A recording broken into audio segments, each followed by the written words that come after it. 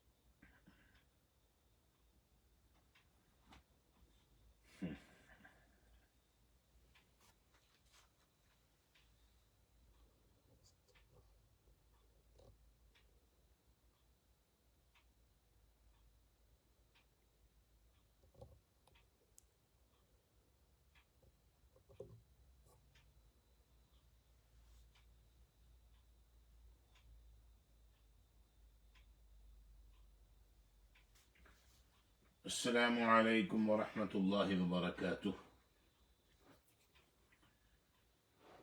نحمده ونصلي ونسلم على رسوله الكريم، اما بعد فاعوذ باللہ من الشیطان الرجیم، بسم اللہ الرحمن الرحیم۔ مرج البحرین یلتقیان بینہما برزخ لا یبغیان فبأي آلاء ربكما تكذبان۔ سورہ رحمان چل رہی ہے اور گزشتہ جمعے ہم آیت نمبر 18 تک پہنچ چکے تھے۔ ابھی آپ کے سامنے آیت نمبر 19، 20 اور 21 کی تلاوت کی گئی ہے۔ اللہ تبارک و تعالی فرماتے ہیں مرج البحرین یلتقیان، اسی نے 2 سمندر رواں کیے، چلائے، جو باہم مل جاتے ہیں، جو آپس میں مل جاتے ہیں۔ مرج البحرین یلتقیان، اس نے 2 سمندر جاری کیے جو ایک دوسرے سے مل جاتے ہیں۔ 2 سمندر یعنی ایک کھاری ایک شیریں، ایک میٹھا ایک کڑوا۔ بینہما برزخ لا یبغیان، ان دونوں کے درمیان ایک آڑ ہے اور وہ اپنی حد سے تجاوز نہیں کرتے۔ بینہما برزخ، ان دونوں کے درمیان ایک آڑ ہے، ایک یعنی ڈیوائیڈر ہے۔ لا یبغیان، وہ ایک دوسرے سے تجاوز نہیں کرتے۔ فبأي آلاء ربكما تكذبان، پس تم دونوں یعنی جن و انس اپنے رب کی کن کن نعمتوں کو جھٹلاؤ گے۔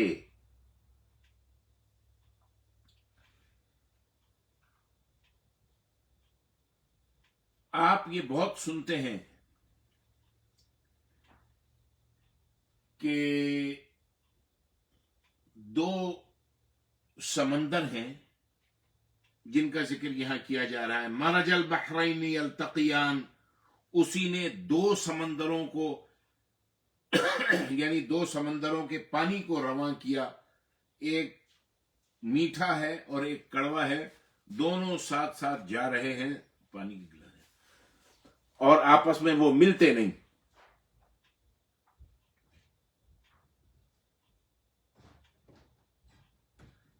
ایک کینیڈا سے کتاب چھپی ہے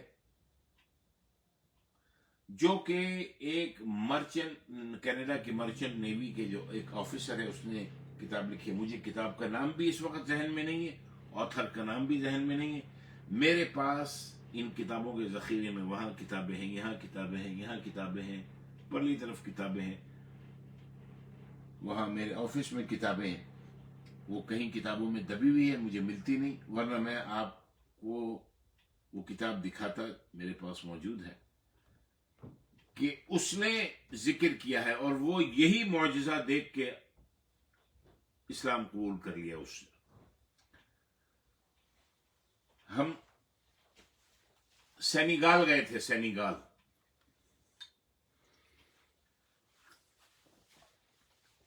میں اور حمزہ. وہاں پر ایک آئی لینڈ ہے، جیمز آئی لینڈ، جہاں پر جب یہ سلیوری یہاں پر آئی اور وہاں سے افریقنز کو گرفتار کر کے یہاں لایا جاتا تھا، تو جس جگہ پہ رکھا جاتا، جس آئی لینڈ پہ، وہ آئی لینڈ، اس آئی لینڈ کا نام ہے جیمز آئی لینڈ. اس آئی لینڈ پہ، اس جزیرے پہ جانے کے لیے، کنارے سے اس جزیرے جانے کے لیے جو فاصلہ جو ہے وہ تقریباً 30 کلومیٹر ہے سمندر. تو اس سمندر میں سے، اس جگہ سے، اس پانیوں میں سے ہم گزرے کہ جہاں پانی 2 کلر کا تھا. تو اس نے کہا کہ بھئی آپ یہاں سے پانی نکالیں. کشتی میں جب ہاتھ ڈال کے پانی نکالا اور اس کو چکھا، تو وہ جیسے سمندر کا پانی ہوتا ہے، کڑوا، انتہائی کڑوا، نمکین. اور آگے جا کے جب وہی کشتی اسی پانیوں میں سے نکلتی ہوئی دوسرے پانیوں، اب یہاں سے وہ پانی میٹھا. یہ کسی کی سنی سنائی بات نہیں بتا رہا ہوں، یہ ہم خود اس جزیرے پہ، اس آئی لینڈ پہ گئے، ساتھ ساتھ بہ رہے ہیں، لیکن پانی ایک دوسرے کے اندر مل نہیں رہا ہے، ساتھ ساتھ چل رہے ہیں. کلر بھی ان کا الگ ہے کہ آپ جب دور سے جب دیکھتے ہیں، آپ دیکھتے ہیں کہ جس پانی میں آپ جا رہے ہیں اس پانی کا کلر کچھ اور ہے، پھر جب اس پانی میں سے گزرتے ہیں اس پانی کا کلر کچھ اور ہے. یہاں کا پانی کڑوا ہے، اور جب آپ گزر گئے وہاں سے آپ نے لیا وہ پانی میٹھا ہے.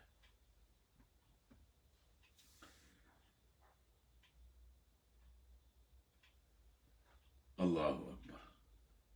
یعنی دونوں سمندروں کے پانی ایک دوسرے سے ملتے نہیں، ایک دوسرے کے اندر گھستے نہیں، اپنی حد سے تجاوز نہیں کرتے.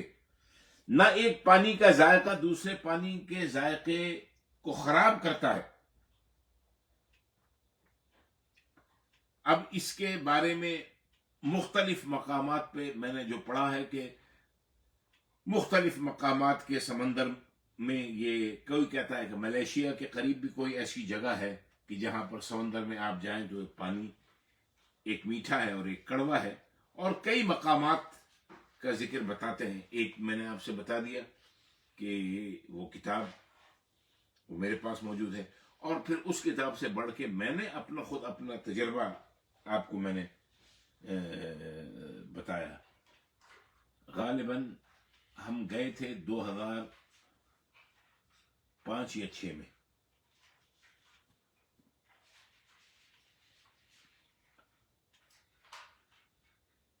یہ اللہ تبارک و تعالی نے جو قرآن مجید میں فرمایا، اللہ تبارک و تعالی نے صرف قرآن مجید میں فرمایا ہی نہیں بلکہ دکھا دیا لوگوں کو.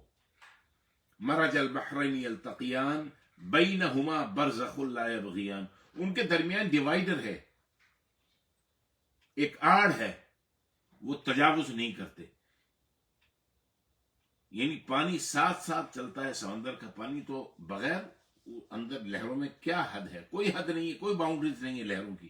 لیکن اللہ فرماتے ہیں ان کے درمیان حد ہے، لا یبغیان، تجاوز نہیں کرتے. فبأي آلاء ربكما تكذبان. یعنی اس میں اللہ تعالیٰ کے لطف اور اس کے کرم اور اس کے قدرت کی نشانیاں ہیں. تم ان نشانیوں کو دیکھ کر اللہ تعالیٰ کی ذات اور اللہ تبارک و تعالیٰ کے صفات پر ایمان لاؤ. تم دونوں یعنی اے جنات اور اے انسان، تم اللہ تعالیٰ کی ان نعمتوں کا کیسے انکار کر سکتے ہو؟ تم نہیں جھٹلا سکتے اللہ تعالیٰ کی ان نعمتوں کو. پھر آگے اللہ تبارک و تعالیٰ نے فرمایا یخرج منہما اللؤلؤ والمرجان، ان دونوں سمندروں سے موتی، لؤلؤ یعنی وہ موتی جس کی جھلک سبز ہوتی ہے وہ نکلتے ہیں، والمرجان اور مرجان نکلتے ہیں یعنی ایسے موتی جن موتیوں کی رنگت سرخ ہوتی ہے. فبأي آلاء ربكما تكذبان، پھر تم دونوں اپنے رب کی کن کن نعمتوں کو جھٹلاؤ گے. یخرج منہما اللؤلؤ والمرجان، ان دونوں سمندروں میں سے ایسے موتی اور مونگے یعنی ایسے موتی نکلتے ہیں جو سبز رنگ کے ہیں اور ایسے موتی نکلتے ہیں جو سرخ رنگ کے ہیں. یہ بھی کہا جاتا ہے، اور یہ کہا جاتا ہے لؤلؤ سے مراد بڑا موتی ہے، مرجان سے مراد چھوٹا موتی ہے، سمندروں سے نکلتے ہیں.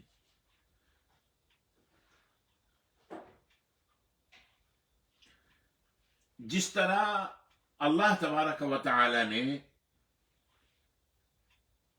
زمین سے پانی کے ذریعے، پانی لگنے کے بعد اناج، پھل، پھول نکالے، پیدا کیے، اسی طرح اللہ تبارک و تعالی ان پانیوں میں سے لؤلؤ اور مرجان جو مختلف قسم کے قیمتی موتی ہیں اور لوگ ان کو اپنے استعمال میں لیتے ہیں، اللہ تبارک و تعالی نے ان سمندروں سے ان کو نکالا. اس کے بعد اللہ تبارک و تعالی پھر فرماتے ہیں فَبِأَيِّ آلَاءِ رَبِّكُمَا تُكَذِّبَانِ، تم دونوں اپنے رب کی کن کن نعمتوں کو جھٹلاؤ گے.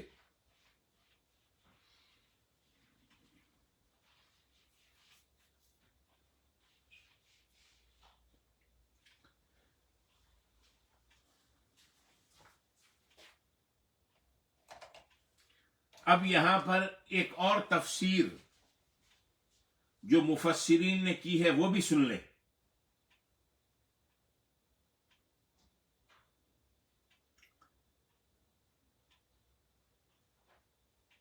مرج البحرین یلتقیان،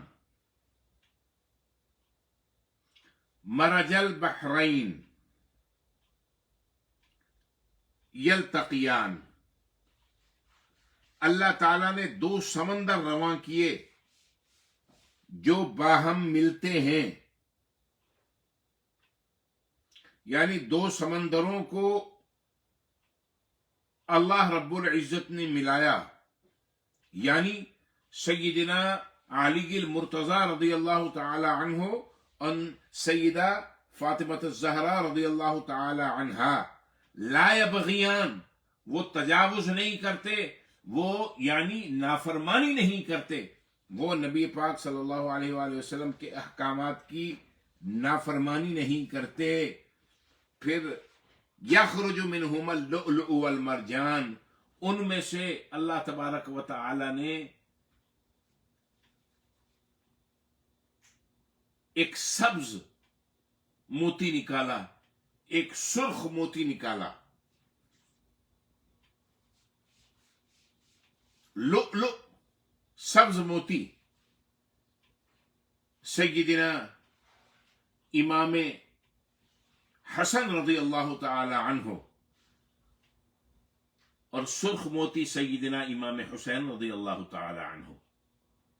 سیدنا امام حسن رضی اللہ تعالی عنہ کو جب زہر دیا گیا تو آپ کے ہاتھ مبارک، چہرہ، ہونٹ، بدن، خاص طور پہ چہرہ وغیرہ یہ سبز رنگ کا ہو گیا تھا.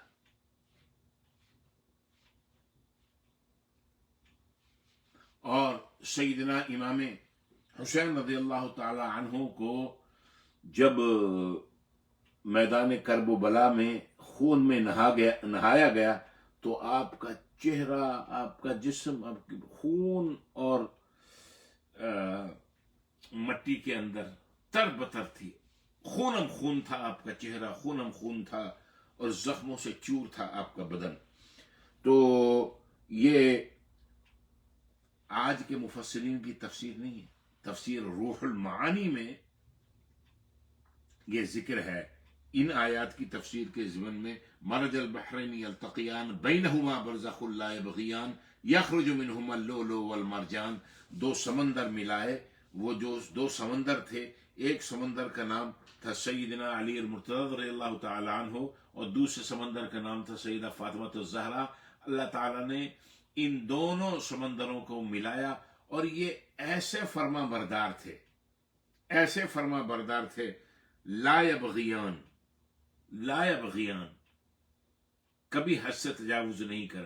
جو اللہ کے احکامات تھے، اللہ کے نبی صلی اللہ علیہ وآلہ وسلم کے احکامات تھے، ان سے بال کی نوک کے برابر بھی انحراف نہیں کیا، تجاوز نہیں کیا.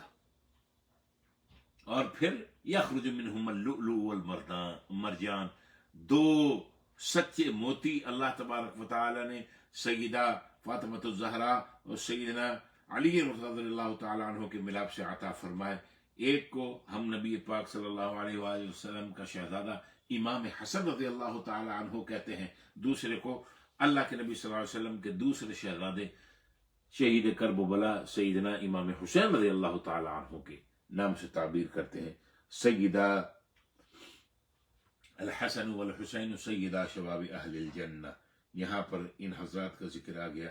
اللہ تبارک و تعالی سے دعا ہے، اللہ تبارک و تعالی مجھے، آپ کو، ہمارے سب کے اہل خانہ کو، اور جو ہمارے بھائی بہن بزرگ چھوٹے بڑے سن رہے ہیں، اللہ تبارک و تعالی سیدنا محمد رسول اللہ صلی اللہ علیہ وآلہ وسلم، سیدنا امام علی المرتضی رضی اللہ تعالی عنہ، سیدہ فاطمہ الزہرا البتول، اور سیدنا امام حسن امام حسین رضی اللہ تعالی عنہما رضوان اللہ تعالی علیہم اجمعین، ان کی سنگت نصیب فرما، ان کا ساتھ نصیب فرما.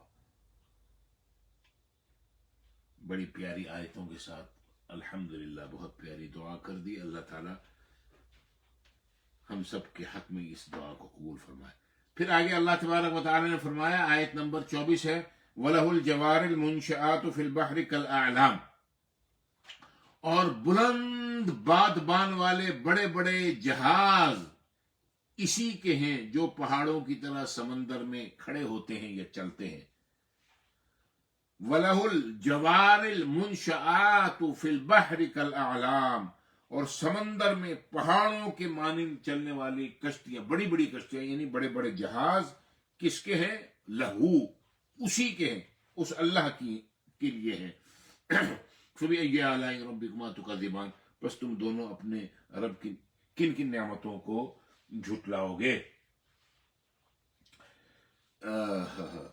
سمندر میں بڑے بڑے جہاز چلتے ہیں جو پہاڑوں کے مانند نظر آتے ہیں.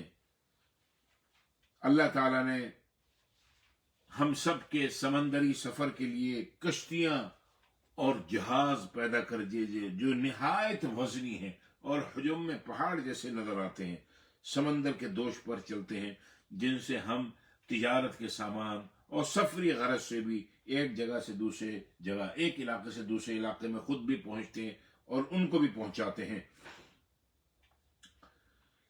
اس میں بہت منفعت ہے. یہ بھی اللہ تعالیٰ کی قدرت کی ایک نشانی ہے، جس کو اللہ تبارک و تعالیٰ سورہ رحمان میں بیان فرما رہے ہیں کہ لوہے کا ایک چھوٹا سا ٹکڑا تو تمہارے پانی میں ڈوب جاتا ہے، لیکن اتنے بڑے بڑے دیو ہیکل، پہاڑوں کے جیسے لوہے، پانی کے جہاز، پانی کی کشتیاں سطح سمندر کے اوپر سفر کرتے ہیں. اللہ تبارک و تعالیٰ نے اسی بات کو قرآن مجید میں دوسری جگہ بیان فرما دیا نا کہ اللہ الذی سخر لکم البحر لتجری الفلک فیہ بامرہ ولتبتغوا من فضلہ ولعلکم تشکرون. اللہ تبارک و تعالیٰ نے سمندروں کو تمہارے مسخر کر دیا، تمہارے تابع کر دیا، اتنی بڑی بڑی سمندر کی موجوں کو تمہارے کنٹرول میں دے دیا تاکہ تم اس کے اندر اپنے شپس چلاؤ اور اس کا فضل تلاش کرو، یعنی اپنی روزیاں تلاش کرو، اور تم ہو چاہیے تمہیں کہ تم اس کے شکر گزار بندے بنو۔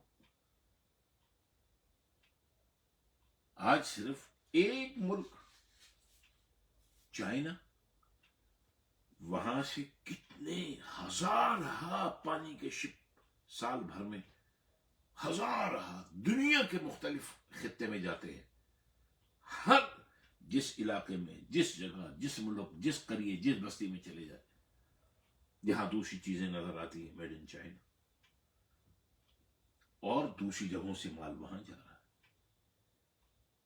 نیا سال شروع ہو گیا، نئے سال کی گاڑیاں لوگ لے رہے ہیں، کیا یہ ہوائی جہاز سے آ رہی ہیں؟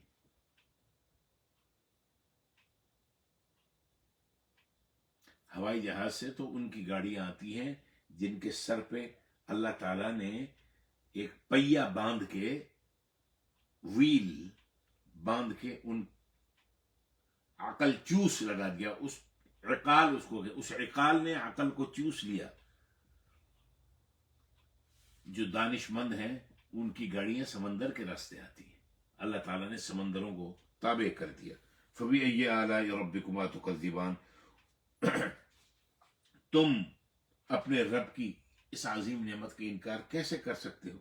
یہ اللہ تبارک و تعالیٰ کی تمہارے اوپر نعمت نہیں ہے تو اور پھر کیا ہے؟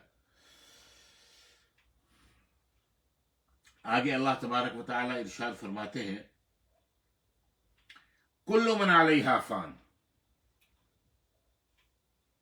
وَيَبْقَى وَجْهُ رَبِّكَ ذُو الْجَلَالِ وَالْإِكْرَامِ فَبِأَيِّ آلَاءِ رَبِّكُمَا تُكَذِّبَانِ۔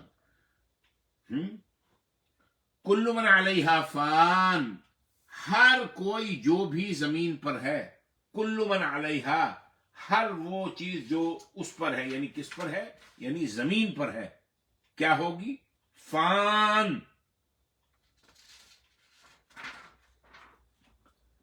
وہ فنا ہونے والی ہے، وہ ختم ہونے والی ہے۔ اور رہنے والی چیز کیا ہے؟ وَيَبْقَى وَجْهُ رَبِّكَ ذُو الْجَلَالِ وَالْإِكْرَامِ، اور آپ کے رب ہی کی ذات باقی رہے گی جو صاحب عظمت و جلال اور صاحب انعام و اکرام ہے۔ فرماتے ہیں کہ جب اللہ تبارک و تعالی کوئی نعمت عطا کرے، کوئی چیز عطا ہو، ظاہر ہے یہ انسان جو اس دنیا کی اللہ تعالی کے نظر میں سب سے قیمتی چیز ہے،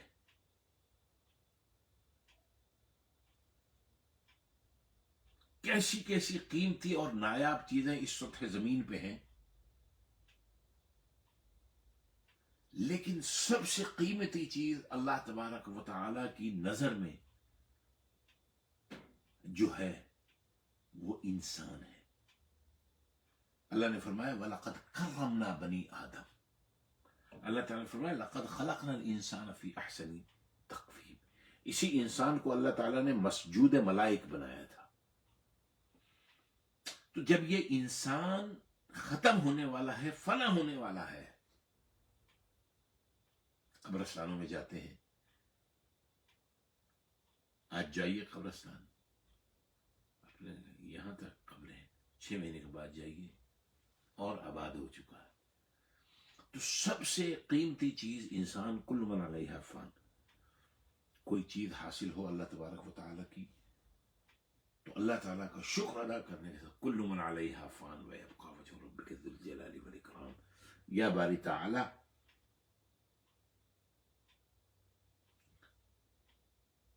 یہ تو نے چیز عطا، میں بھی فنا ہونے والا ہوں، تو نے مجھے یہ نعمت عطا فرمائی ہے، یہ بھی فنا ہو جائے گی، یہ تیری رحمت، تیری برکت، تیرا فضل، تیرا کرم تو نے مجھے عطا فرمائی، یا باری تعالیٰ باقی رہنے والی ذات تیری ہے۔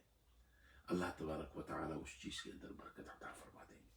اس کا مطلب یہ نہیں کہ ہم اس کی ختم ہونے کی دعا کر رہے ہیں، نہیں، یہ بتا رہے ہیں کہ قرآن مجید میں اللہ تبارک و تعالیٰ نے ارشاد فرما دیا کہ باقی رہنے والی ذات اللہ کی ہے۔ کل من علیہا فان، جو بھی زمین پر ہے فنا ہونے والا ہے، وَيَبْقَى وَجْهُ رَبِّكَ ذُو الْجَلَالِ وَالْإِكْرَامِ، اور آپ کے رب کی ذات باقی ہے جو عظمت والی ہے اور بزرگی والی ہے۔ فَبِأَيِّ آلَاءِ رَبِّكُمَا تُكَذِّبَانِ، بس تم دونوں اپنے رب کی کن کن نعمتوں کو جھٹلاؤ گے؟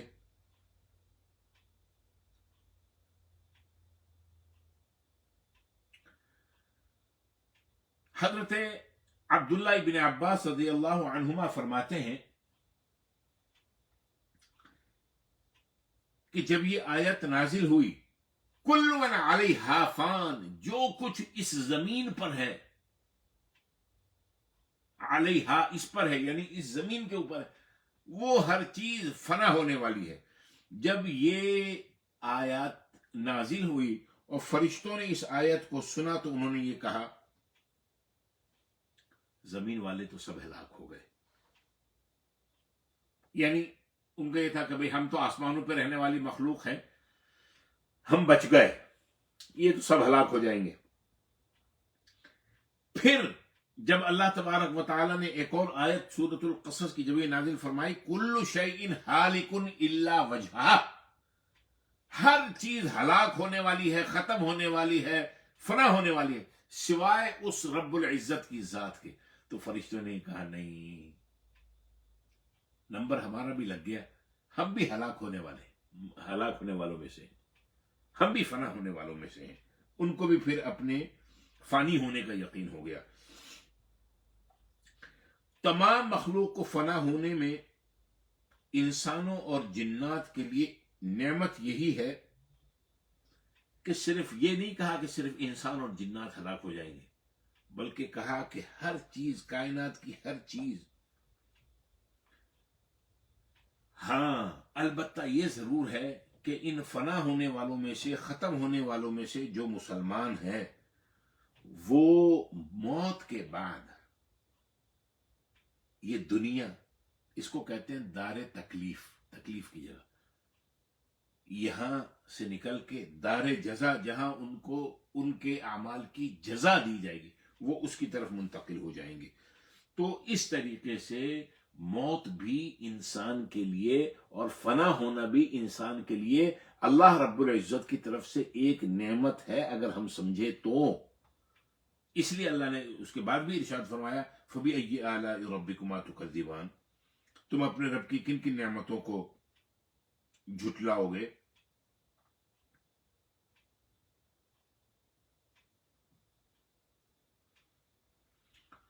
اللہ اکبر۔ یہاں جو اللہ تبارک و تعالی کل من علیہا فان ویبقى وجہ ربک ذو الجلال والاکرام کے بعد فبأي آلاء ربکما تکذبان لائے ہیں، یہاں اللہ تبارک و تعالی کی اس آیت کی ریپیٹیشن کا مقصد یہ ہے کہ اللہ رب العزت ہی وہ ذات ہے، جیسے میں شروع میں بیان کیا تھا کہ جو تمہاری مدد کرتا ہے، تم اسی کے اوپر توکل کرو، لوگوں پہ بھروسہ نہ کرو۔ لوگ تم سے مصائب تکالیف دور کرنے پر قادر نہیں ہیں، کیونکہ وہ خود فنا ہونے والے ہیں، وہ خود ہلاک ہونے والے ہیں۔ اللہ تبارک و تعالی یقیناً ایک کو دوسرے کے لیے ذریعہ بنا دیتا ہے، لیکن فی الحقیقت فی الذات وہ خود فنا ہونے والے ہیں، وہ خود مصائب میں مبتلا ہے، وہ خود تکلیف میں مبتلا ہے۔ اللہ ہی باقی ہے، اللہ ہی ہمارے گناہوں سے، تمہارے گناہوں سے درگزر کرتا ہے، نیکیوں پر اللہ تبارک و تعالی مدد فرماتا ہے۔ تم ایسے رب کا کیسے انکار کر سکتے ہو جس نے تمہارے پاس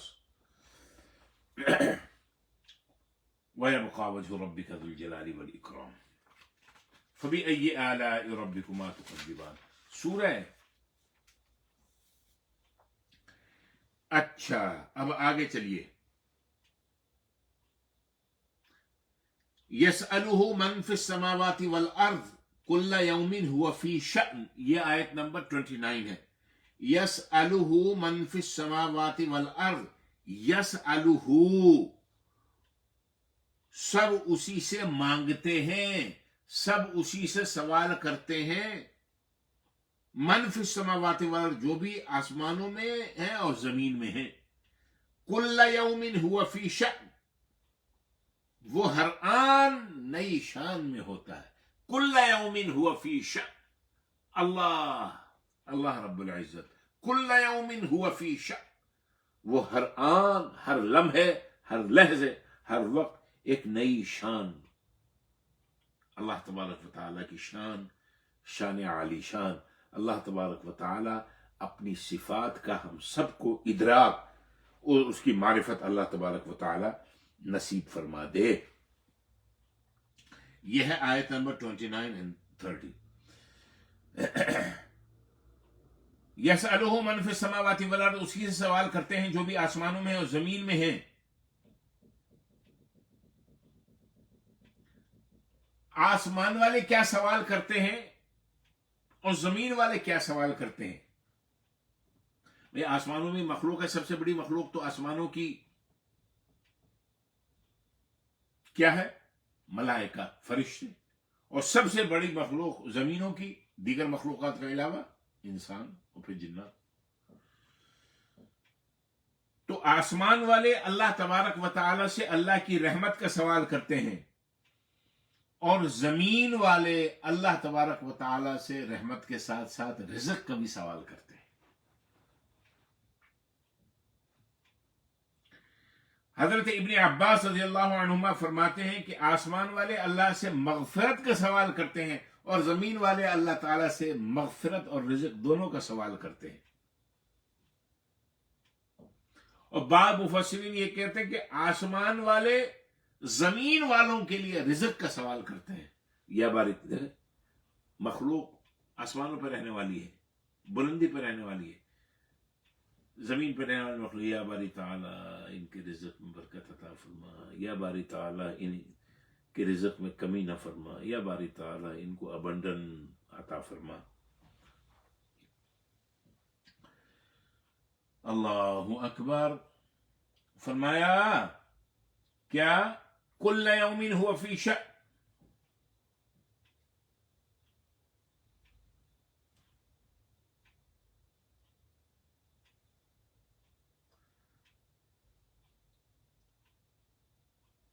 کل یوم ہوا فی شأن، ہر روز وہ ایک نئی شان میں ہے اللہ تبارک و تعالی.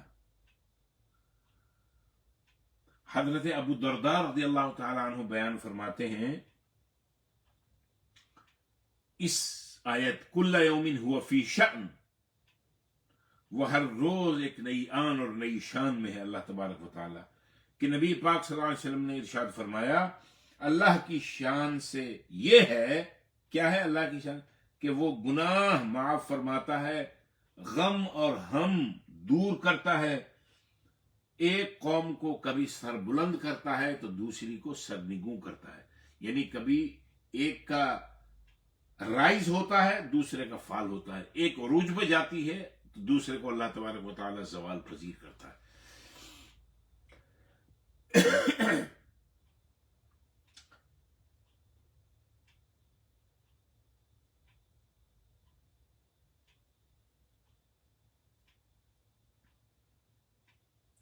ایک چیز اور یہاں سمجھ لیجئے، آیت نمبر 27 میں ہے وَيَبْقَى وَجْهُ رَبِّكَ، وجہ کہتے ہیں چہرے کو، اور تمہارے رب کا چہرہ باقی ہے. اللہ تعالیٰ تو چہرے، ہاتھ، پیر اس سے پاک ہے، یہ تو مخلوق کی صفت ہے. تو جہاں کہیں ایسے الفاظ آتے ہیں اس سے اللہ کی ذات، اللہ کی قدرت. وَيَبْقَى وَجْهُ رَبِّكَ ذُو الْجَلَالِ وَالْإِكْرَامِ وَيَبْقَى وَجْهُ رَبِّكَ، آپ کے رب کی ذات جو ہے وہی باقی رہنے والی ہے. اب جیسے میں نے کہا کہ عربی میں وجہ کہتے ہیں چہرے کو، اللہ کا چہرہ باقی رہنے والا ہے، یہ ترجمہ نہیں ہوگا. اللہ کی ذات باقی رہنے والی ہے. اب جب آپ نے یہ سنا ہوگا، بار بار پڑھا بھی ہوگا کہ جب ہم سیدنا علی المرتضی رضی اللہ تعالی عنہ کا نام جب لیتے ہیں تو ان کے ساتھ اکثر اوقات یہ کہتے ہیں سیدنا علی المرتضی یا سیدنا علی کرم اللہ وجہہ، کرم اللہ وجہہ. یہ بھی آپ یہ بات یاد رکھ لیں کہ، اور یہاں انشاءاللہ آپ کو یہ سن کے آپ کا ایمان بھی تازہ ہوگا، اور ایک بات بھی آپ کے علم میں آئے گی کیونکہ ہم اور آپ اہل بیت کے ماننے والے ہیں، اہل بیت سے محبت کرنے والے ہیں، اہل بیت کے تصدق میں جنت مانگنے والے ہیں، اہل بیت کے تصدق میں رزق مانگنے والے ہیں، عطا مانگنے، برکت مانگنے، اولاد مانگنے والے ہیں، اہل بیت سے نہیں، اہل بیت کے تصدق میں، اہل بیت کے وسیلے سے، اللہ تبارک و تعالی کی ذات اقدس سے۔ حضرت علی رضی اللہ تعالی عنہ کے ساتھ بارہا آپ نے پڑھا بھی ہے اور سنا بھی ہے، چونکہ میں سیدنا علی المرتضی رضی اللہ عنہ کو بہت کوٹ کرتا ہوں تو آیت گزر گئی تھی، لیکن میں نے کہا میں بتا دوں، آیت نمبر 27 وجہ جو آیا، وَيَبْقَى كُلُّ مَنْ عَلَيْهَا فان، ہر کوئی چیز جو زمین پہ ہے فنا ہونے والی ہے، وَيَبْقَى وَجْهُ رَبِّكَ، اور آپ کے رب کی وجہ باقی رہنے والا ہے، آپ کے رب کا چہرہ باقی رہنے والا نہیں، آپ کے رب کی ذات باقی رہنے والی ہے، جو کون ہے؟ ذوالجلال والاکرام، جو بڑی صاحب عظمت و جلال اور صاحب انعام و اکرام ہے۔ علی کے ساتھ ہم کہتے ہیں کرم اللہ وجہہ، کئی لوگ اس کو یوں پڑھتے ہیں علی کرم اللہ وجہہ، صحیح جو اس کا پروننسیشن اور اس کا جو ہے وہ ہے کرم اللہ وجہہ۔ اس کا کیا مطلب؟ اس کا اللہ تبارک و تعالی ان کی ذات کو مکرم بنائے، یہ حضرت علی رضی اللہ تعالی عنہ کا آنر ہے۔ کرم اللہ، اللہ تبارک و تعالی مکرم بنائے، صاحب کرامت بنائے، اکرام والا بنائے، وجہہ، ان کے چہرے کو، لفظی ترجمہ یعنی ان کی ذات کو، وجہ سے مراد چہرہ نہیں بلکہ ذات ہے۔ وَيَبْقَى وَجْهُ رَبِّكَ كَرَّمَ اللَّهُ وَجْهَهُ، علی کرم اللہ وجہہ۔ حضرت ابو بکر کے نام کے ساتھ ہم کرم اللہ وجہہ نہیں کہتے، کیا؟ رضی اللہ عنہ، عمر رضی اللہ عنہ، عثمان رضی اللہ عنہ، اور سارے 1,24,000 صحابہ رضی اللہ عنہ۔ علی رضی اللہ عنہ، اس کا ترجمہ ہے اللہ ان سے راضی ہو، سارے صحابہ کے ساتھ لگاتے ہیں، علی کے ساتھ بھی لگاتے ہیں، لیکن علی رضی اللہ عنہ کا ایک خاص امتیاز ہے، ایک ڈسٹنکشن ہے۔ آمین آمین آمین، اللہ اکبر کبیرہ۔ اللہ تبارک و تعالی جن یہ نفوس قدسیہ، پاک ہستیوں کا یہ جو ذکر ہو رہا ہے، اللہ تبارک و تعالی ان کے تصدق میں ہم سب، ہمارے خاندان کے افراد کو، اہل خانہ کو اس موذی مرض وبا کرونا سے محفوظ فرمائے۔ اللہ تبارک و تعالی ان پاک ارواح جن کا ہم یہ ذکر کر رہے ہیں، اللہ تبارک و تعالی ان کے توسط میں، توسل میں، صدقے میں، جو اس کے ضمن میں بیمار ہیں، اللہ تبارک و تعالی ان تمام کو شفاء کاملہ عاجلہ نصیب فرمائے۔ اللہ تبارک و تعالی ان پاک روحوں کی برکت سے ہمارے جابز میں، ہمارے کاروبار میں، ہماری آمدنی میں، ہمارے گھر میں، ہماری اولاد میں، ان کی اولاد کے اولاد میں، سب اللہ تبارک و تعالی برکت نازل فرمائے۔ یہ مقصد ہے، دعائیں مانگتے ہوئے چل رہے ہیں آگے۔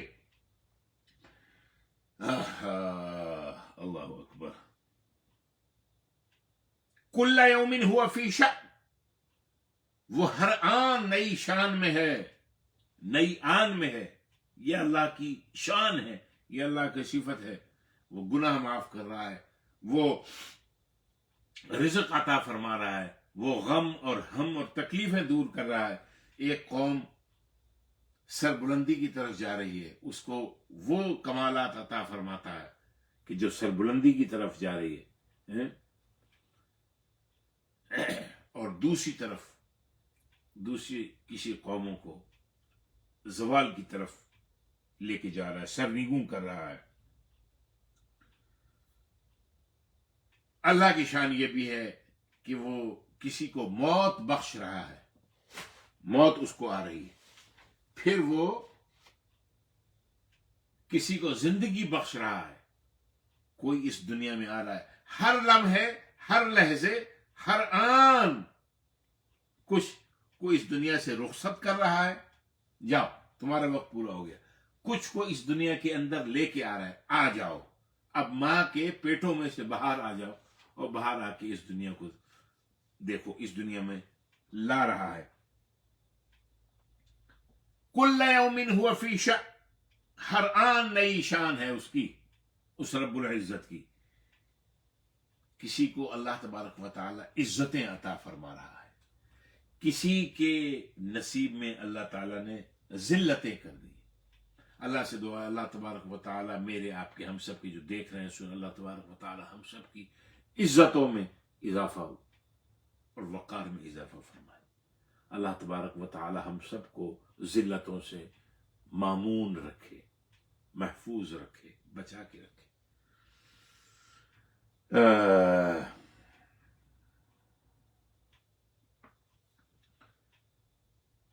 اب کل یوم ہوا فی شأن، یہ بھی کہا گیا ہے کہ اس کی شان سے دنیا اور آخرت دو دن کے ہیں۔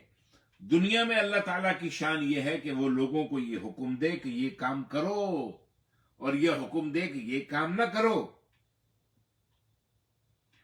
کبھی کسی کو روک کے آزما رہا ہے، کبھی کسی کام کا حکم دے کے آزما رہا ہے، کبھی کسی کو عطا کر کے آزما رہا ہے، کبھی کسی کو روک کے آزما رہا ہے،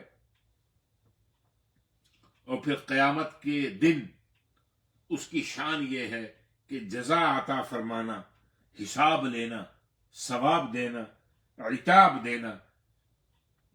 اللہ تبارک و تعالی ہم سب کے لیے جزا آسان فرمائے۔ پھر کہا کل یوم ہوا فی شأن کی تفسیر میں یہ بھی بیان کیا گیا کہ اللہ کی شان یہ ہے، رات کو دن میں داخل کرتا ہے اور دن کو رات میں داخل کرتا ہے، زندہ کو مردے سے نکالتا ہے، مردے کو زندہ سے نکالتا ہے، بیمار کو تندرست کرتا ہے، تندرست کو بیمار کر دیتا ہے، خوشحال کو تنگ دست کر دیتا ہے، تنگ دست کو خوشحال کر دیتا ہے، ذلیل کو صاحب عزت بنا دیتا ہے، صاحب عزت کو ذلیل کر دیتا ہے، فقیر کو غنی کرتا ہے، غنی کو فقیر کرتا ہے۔ اللہ تبارک و تعالی کام، اللہ تعالیٰ کے سارے ایک پری پلان ہو رہے ہیں۔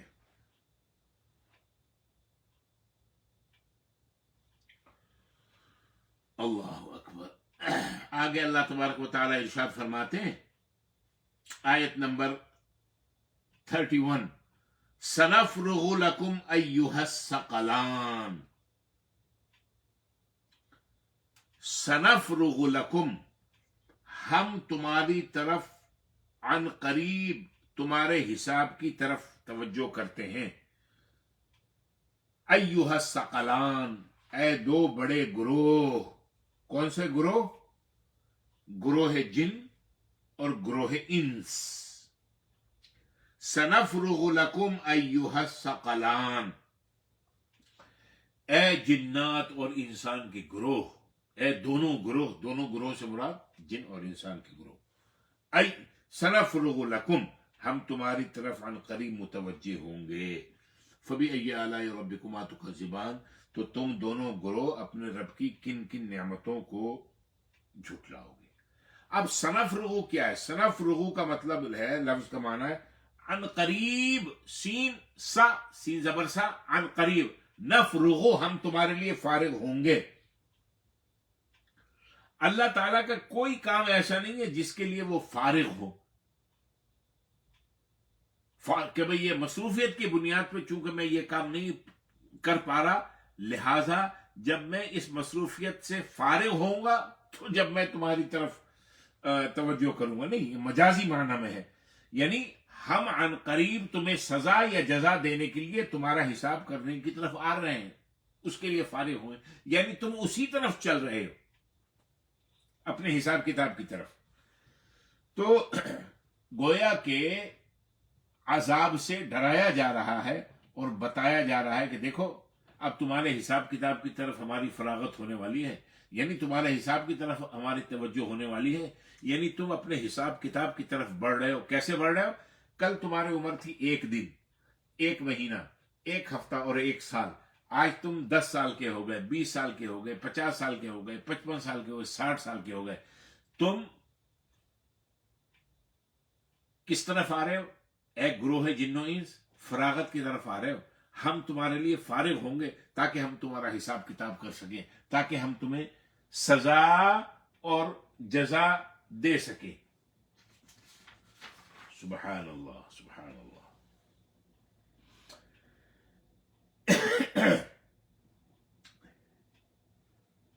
سنفرغ لکم ایھا الثقلان، ہم تمہاری طرف متوجہ ہوں گے ان قریب اے جنات اور انسان کے گروہ۔ فبأي آلاء ربکما تکذبان، تو تم اپنے رب کی کون کون سی نعمتوں کو جھٹلاؤ گے؟ اللہ اکبر۔ اب آگے چلیے آیت نمبر 33۔ اللہ تبارک و تعالی فرماتے ہیں یا معشر الجن والانس ان استطعتم ان تنفذوا من اقطار السماوات والارض فانفذوا لا تنفذون الا بسلطان فبأي آلاء ربكما تكذبان۔ یا معشر الجن والانس، اے جنات اور انسان کے گروہوں، جماعت، ان استطعتم، اگر تم اس بات پر قدرت رکھتے ہو، اس بات کی طاقت رکھتے ہو، یہ بات تمہاری استطاعت میں ہے، ان تنفذوا، کہ تم نکل جاؤ، من اقطار السماوات والارض، آسمانوں اور زمین کے کناروں میں سے باہر۔ اب یہ ذرا بڑی آیت ہے، لفظی ترجمہ کر رہا ہوں۔ من اقطار السماوات والارض، آسمانوں اور زمین کے کناروں میں سے نکل سکتے ہو تو اللہ تعالیٰ نے فنفذو، نکل جاؤ۔ لا تنفذون الا بسلطان، تم جس مقام پر بھی نکل کے جاؤ گے وہاں بھی اسی کی سلطنت ہوگی۔ فبأي آلاء ربکما تکذبان، بس تم دونوں اپنے رب کی کن کن نعمتوں کو جھٹلاؤ گے؟ اب ہم اور اس کا ذرا آسان ترجمہ آپ کے لیے کر دیں۔ اللہ تعالیٰ فرماتا ہے یا معشر الجن والانس ان استطعتم ان تنفذوا من اقطار السماوات والارض فانفذوا لا تنفذون الا بسلطان۔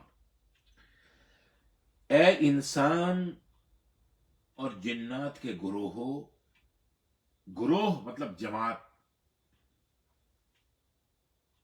اگر تم یہ طاقت رکھتے ہو کہ آسمانوں اور زمینوں کے کناروں میں سے نکل جاؤ تو نکل جاؤ، جہاں تم جاؤ گے اسی کی سلطنت ہوگی، تو تم دونوں اپنے رب کی کن نعمتوں کو جھٹلاؤ گے؟ سب سے پہلی بات تو یہ ہے کہ انسان اللہ تعالی کے ڈومین میں سے نکل کے بھاگ سکتا ہے؟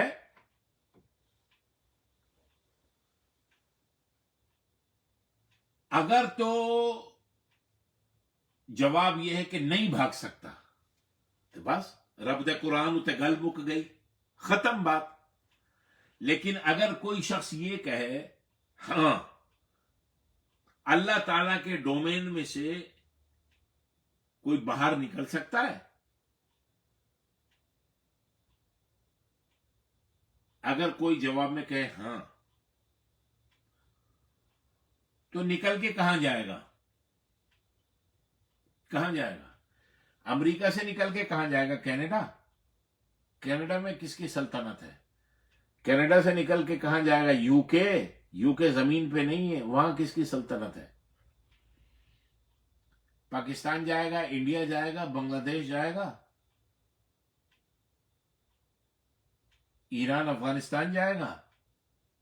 چلو وہ یہ کہے کہ میں مقدس سرزمین پہ چلا جاتا ہوں، میں مکے چلا جاتا ہوں، مدینہ چلا جاتا ہوں، مکے اور مدینے میں کس کی سلطنت ہے؟ لا تنفذون الا بسلطان. وہاں بھی تو اس مالک حقیقی اللہ جل جلالہ صاحب جلال والاکرام، اسی کی بادشاہت ہے، اسی کی سلطنت ہے. اچھا، آدمی یہ کہ میں یہاں سے نکل کے، میں لوگ چاند پہ گئے ہیں، میں چاند پہ چلا جاؤں گا، میرے اتنے وسائل ہیں. جو چاند اللہ کے ڈومین سے باہر ہے کہ زمین سے نکل کے انسان چاند پہ چلا گیا، وہاں بھاگ گیا، ہاں جی اب میں اللہ کی قدرت سے، اللہ کے اختیار کے، اللہ کے کنٹرول سے باہر آ گیا، اب یہاں مجھے اللہ کی کوئی گرفت نہیں ہو سکتی. نہیں بھائی نہیں. یا معشر الجن والانس ان استطعتم ان تنفذوا من اقطار السماوات والارض فانفذوا لا تنفذون الا بسلطان فبأي ربكما تكذبان. مجرم بھاگ جاتے ہیں کہ کہاں چلا گیا؟ علاقے غیر میں چلا گیا. علاقے غیر اگر صحیح معنوں میں حکمران ہیں تو اس کی پہنچ سے باہر ہے.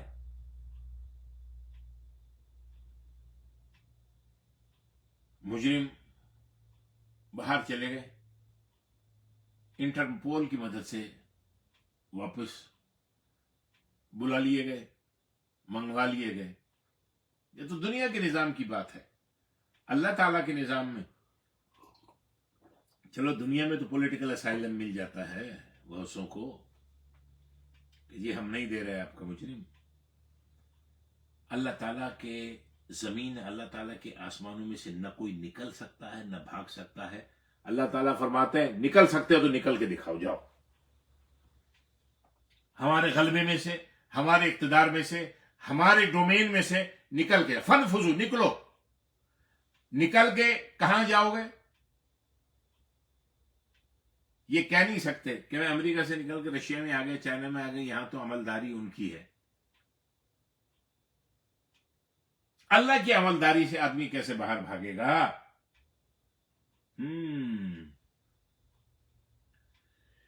اللہ اکبر.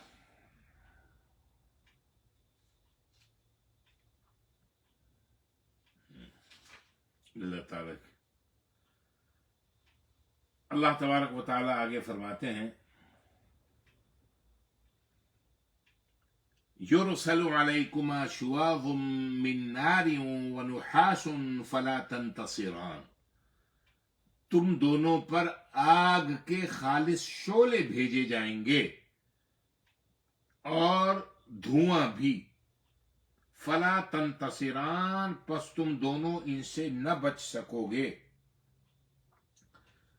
یہ بتاؤ فبأي آلاء ربكما تكذبان، تم اپنے رب کی کن کن نعمتوں کو جھٹلاؤ گے. یہ آیت نمبر 35 ہے. یرسل علیکما شواظ من نار ونحاس. نحاس کا ایک معنی دھواں بھی ہے، نحاس کا دوسرا معنی پگھلایا ہوا پیتل یا پگھلایا ہوا میلٹڈ تانبا، وہ ہے. مطلب یہ ہے قیامت کے دن اگر ہے تو یہ محال، فرض کرو تم بھاگ گئے تو فرشتے آگ کے شعلے اور دھواں چھوڑ کر تمہیں واپس لے آئیں گے. جب لوگ کہیں ادھر ادھر چھپنے کی کوشش کرتے ہیں گلیوں میں تو کیا کرتے ہیں پولیس والے؟ وہ ٹیئر گیس پھینکتے ہیں، مختلف قسم کی ایسی گیسیں جس میں کیمیکل ہوتے ہیں کہ آدمی مرے نہیں، یا مرچیں اس کے اندر بھری ہوتی ہیں مختلف کیمیکل. گلا بند ہونے لگتا ہے، آنکھیں جلنے لگتی ہیں، ناک سے کھانستا ہوا آدمی باہر اپنے اپنے بلوں میں سے جہاں جہاں چھپے ہوتے ہیں وہ نکل آتے ہیں. اللہ تعالیٰ فرماتے ہیں نکل ہی نہیں سکتے تم، چلو تم اپنے طور پہ فرض کر لو تو ہم تمہیں اس طریقے سے باہر نکالیں گے جس طریقے سے تم دنیا میں چھوٹا سا ایک تجربہ کرتے ہو، دیکھتے ہو.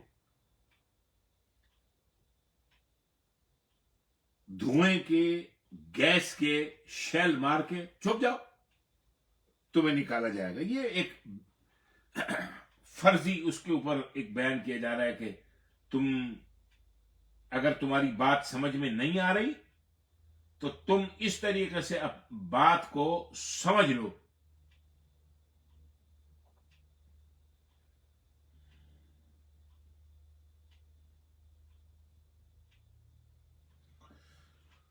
اللہ اکبر.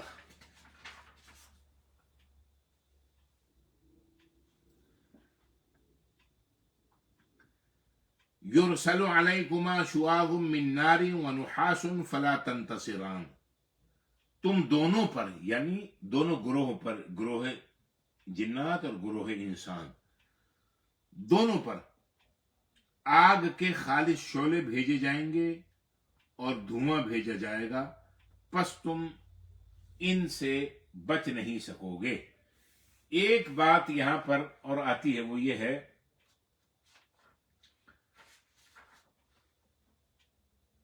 دیانند سرسوتی، یہ آریہ سماج جو ہندوؤں کی ایک تحریک تھی، ہندوؤں کا ایک لیڈر تھا،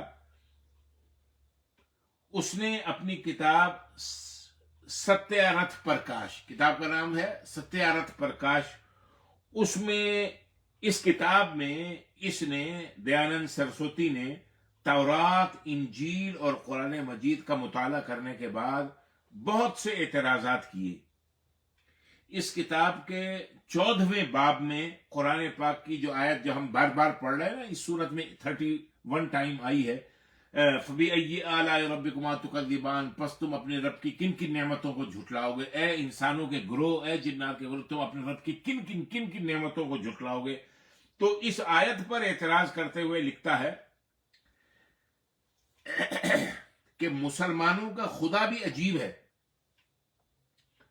ایک طرف تو جنوں اور انسانوں پر آگ کے شعلے اور دھواں پھینکنے کا رعب دے رہا ہے، اور ساتھ ہی یہ کہہ رہا ہے کہ تم اپنے رب کی کن کن نعمتوں کو جھٹلاؤ گے. یعنی اللہ تعالیٰ یہ فرما رہا ہے یرسل علیکما شواظ من نار ونحاس فلا تنتصران، کہ تم پر آگ کے شعلے، خالص آگ کے شعلے بھیجائیں گے، دھواں تمہارے اوپر پھینکا جائے گا.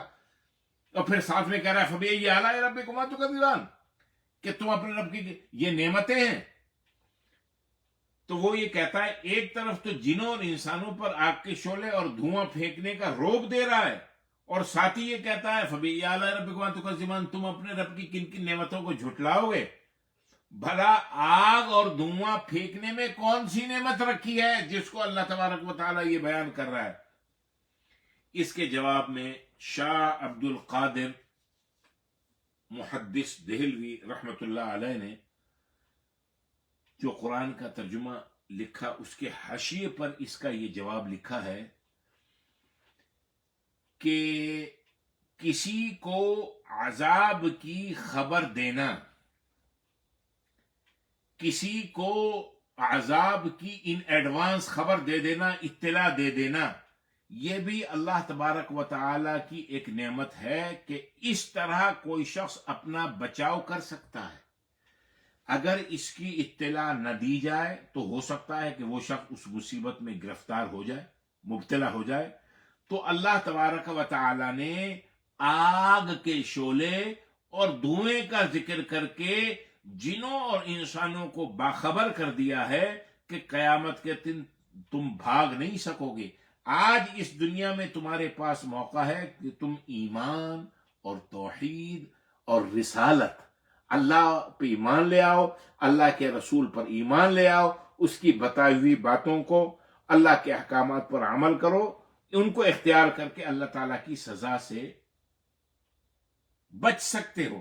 پھر وہ کہتے ہیں لہذا اس دنیا کا بھی یہ دستور ہے کہ جس خطے میں سیلاب یا طوفان یا کوئی زلزلے کا خطرہ یا کوئی ایسی آفات و بلیات کا خطرہ ہو، وہاں کے لوگوں کو پیشگی خبردار کیا جاتا ہے کہ بھائی اپنا بچاؤ کر لو. جیسے کوسٹل ایریا پہ جو لوگ رہتے ہیں، مثال کے طور پہ فلڈ سے پہلے ان سے کہا جاتا ہے کہ تمہارے لیے انتظام ہے اسکولوں میں دور وہاں سے، اور اگر ایک شخص نہ جائے، وہ بولے میں تو اپنے گھر میں بیٹھا رہوں گا، تو وہ گھر میں نہیں رہے گا، وہ کوسٹل ایریا میں جو لہریں آئیں گی اس کی زد میں آ کے بہتا ہوا سمندر میں ہی جائے گا. تو پہلے سے خبردار کر دیا جاتا ہے کہ اپنا بچاؤ کر لو ورنہ طوفان کی نظر ہو جاؤ گے. تو اطلاع کرنا بھی ایک نعمت ہے، ورنہ لوگ اس طوفان یا سیلاب کی زد میں آ کر ہلاک ہو جاتے ہیں، اور بعض اوقات مالی نقصان ہوتا ہے اور جانی نقصان بھی ہوتا ہے. اسی طرح اللہ تبارک و تعالی کا خبردار کرنا بھی ایک نعمت سے کم نہیں. بہت کتنا بہترین جواب دیا. اسی طرح امام محمد بن ابو بکر عبد القادر رازی رحمت اللہ علیہ فرماتے ہیں کسی سزا کو مؤخر کر دینا، ڈیلے کر دینا یا مصیبت کو ٹال دینا بھی تو نعمت ہے. اللہ تعالیٰ دنیا میں بعض اوقات مصیبت کو ٹال دیتا ہے، فوری سزا نہیں دیتا بلکہ اس کو ڈیلے کر دیتا ہے، یہ بھی اس کا احسان ہے. اسی طرح پیشگی اطلاع دینا اور آنے والی آفات و مصیبت و بلیات سے خبردار کر دینا بھی اللہ تبارک و تعالیٰ کا انعام ہے. جو شخص اس بات کو سمجھتا نہیں یا سمجھنے کی کوشش نہیں کرتا وہ احمق ہے اور فضول اعتراض کرتا ہے. بھائی میں تو چونکہ دیکھنے والے بہت سے طالب علم بھی ہیں، اتنی وضاحت شاہ عبد القادر محدث دہلوی رحمت اللہ علیہ کے اس توضیحی اور تفصیلی بیان کے بعد مزید گنجائش نہیں ہے کہ کوئی بات کی جائے. لیکن امتحان کا معلوم ہے، سب بچوں کو معلوم ہوتا ہے کہ کب ہمارا کوارٹر ہونا ہے، first quarter, second quarter, third quarter, final, کب سیمسٹر کا اینڈ ہونا ہے. لیکن پھر بھی ٹیچر اسکولز میں، پروفیسرز کالجز اور یونیورسٹیز میں اطلاع کرتے رہتے، باخبر کرتے رہتے ہیں. گویا وہ آپ کے الارم جو ہے نا وہ بجاتے رہتے ہیں کہ بھائی ڈیٹ آ رہی ہے. عربی میں کہتے ہیں عند الامتحان یکرم الرجل او یوہان. امتحان کے وقت یا تو انسان کی عزت کی جاتی ہے یا پھر وہ ذلیل ہوتا ہے. ظاہر جب ایف آئے گا ٹرانسکرپٹ کے اوپر تو ذلیل ہوگا، جب اے پلس پلس لگا ہوا ہوگا تو اس کو آنر اور عزت اور احترام ملے گا، اپریسیشن ملے گی. تو پہلے سے یہ خبردار کرنا ایک نعمت سے کم نہیں ہے، یہ بڑی نعمت ہے. وذکر، قرآن کہتا ہے نا ریمائنڈ، یاد دہانی، یاد دہانی، یاد دہانی. وذکر فإن الذکریٰ تنفع المؤمنین. یاد دہانی کر دے، یہ ہمارے دماغ پر نوک کرتے رہا کرو. یہ یاد دہانی کرانا مومنین کو نفع دیتا ہے. ہاں پھر یاد دہانی کرانے کے باوجود اگر کوئی پھر تو اللہ تبارک و تعالیٰ نے فرمائی دیا یرسل علیکم. تو یہ یاد دہانی فبأي آلاء ربکما تکذبان، یہ بہت بڑی نعمت ہے. آگے اللہ فرماتا ہے، آیت نمبر 37 ہے، فَإِذَا انشَقَّتِ السَّمَاءُ فَكَانَتْ وَرْدَةً كَالدِّهَانِ. پھر جب آسمان پھٹ جائیں گے اور جلے ہوئے تیل یا سرخ چمڑے کی طرح گلابی ہو جائیں گے. فَبِأَيِّ آلَاءِ رَبِّكُمَا تُكَذِّبَانِ. پس تم اپنے رب کی کن کن نعمتوں کو جھٹلاؤ گے.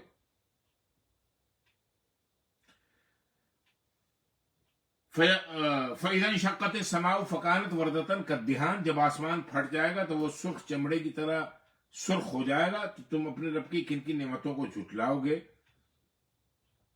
اس آیت میں دو لفظ استعمال ہوئے، ایک تو ہے وردہ، فَإِذَا انشَقَّتِ السَّمَاءُ فَكَانَتْ وَرْدَةً، وردتن، اور دوسرا لفظ ہے دہان، کدہان.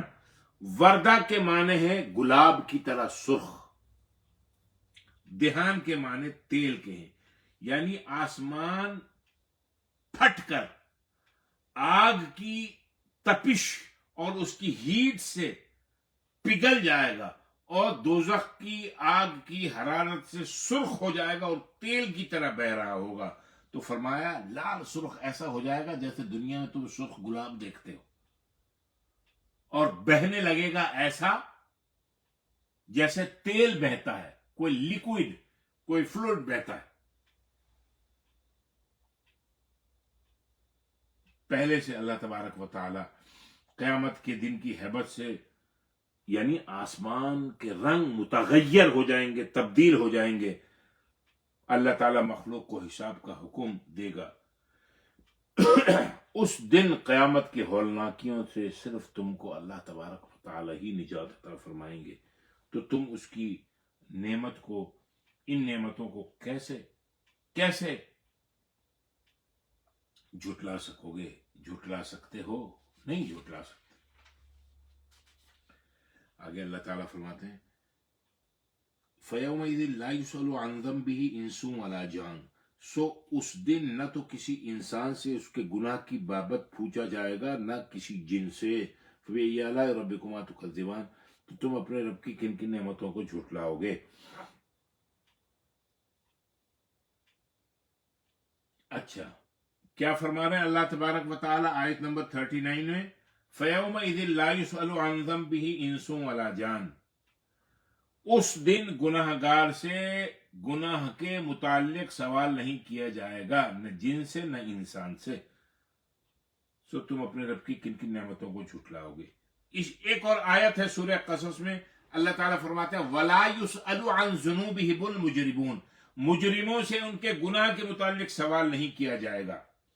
اچھا، ایک آیت اور ہے. اب یہ دو آیتیں میں نے آپ کے سامنے پڑھ کے سنا دی کہ اللہ تعالیٰ کہتے ہیں مجرموں سے ہم ان کے گناہوں کے متعلق سوال نہیں کریں گے. سورہ حجر میں اللہ تعالیٰ فرماتے ہیں فَوَرَبِّكَ لَنَسْأَلَنَّهُمْ أَجْمَعِينَ. آپ کے رب کی قسم ہم ان سب سے ضرور سوال کریں گے.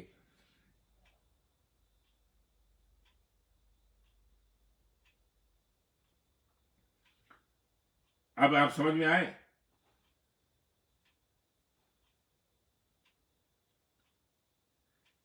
اللہ تبارک و تعالی کسی غیر مجرم سے مجرم کے گناہوں کے متعلق سوال نہیں کریں گے. ایک اللہ تبارک و تعالی، جو یہ آیت پھر پڑھ رہا ہوں، فَيَوْمَئِذٍ لَا يُسْأَلُ عَنْ ذَنبِهِ إِنسٌ وَلَا جَانٌ. اس دن نہ تو کسی انسان سے اس کے گناہ کی بابت پوچھا جائے گا، نہ کسی جن سے. بھائی جب پوچھا ہی نہیں جائے گا تو پھر سوال کیا جائے گا؟ انسان سے نہیں پوچھا جائے گا.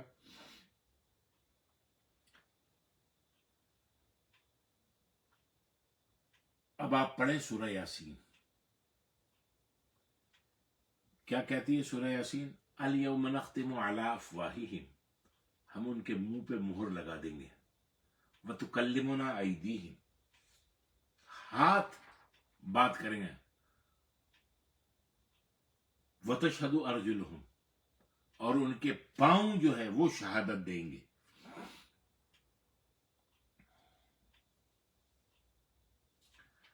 انسان کے اعضاء سوال کرے گا اللہ تبارک و تعالی تو انسان منہ سے جواب دیں گے. اللہ تبارک و تعالی فرماتے ہیں کہ سچ بات کرنے یا جھوٹ بات کرنے کی ضرورت ہے، ہم پوچھ ہی نہیں رہے.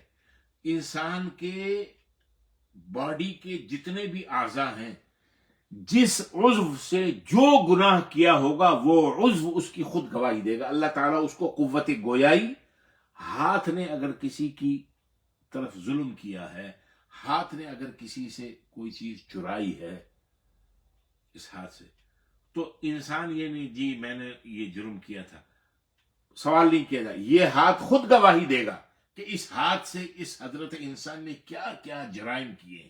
جرم نہیں، جرائم کیے. ہاتھ گواہی دے گا. یہ مراد ہے.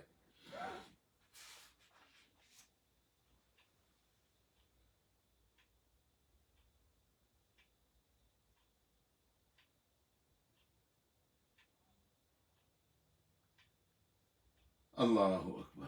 آگے اللہ تعالیٰ فرماتے ہیں يعرف المجرمون بسيماهم فيؤخذ بالنواصي والأقدام. يعرف المجرمون بسيماهم. يعرف المجرمون. مجرم لوگ پہچان لیے جائیں گے. بسیماہم. اپنے چہروں سے، چہروں کی سیاہی سے. فَيُؤْخَذُ بِالنَّوَاصِي وَالْأَقْدَامِ، پس انہیں پیشانی کے بالوں یعنی آگے کے بالوں اور پاؤں سے پکڑ کر کھینچا جائے گا. فَبِأَيِّ آلَاءِ رَبِّكُمَا تُكَذِّبَانِ، تم دونوں اپنے رب کی کن کن نعمتوں کو جھٹلاؤ گے.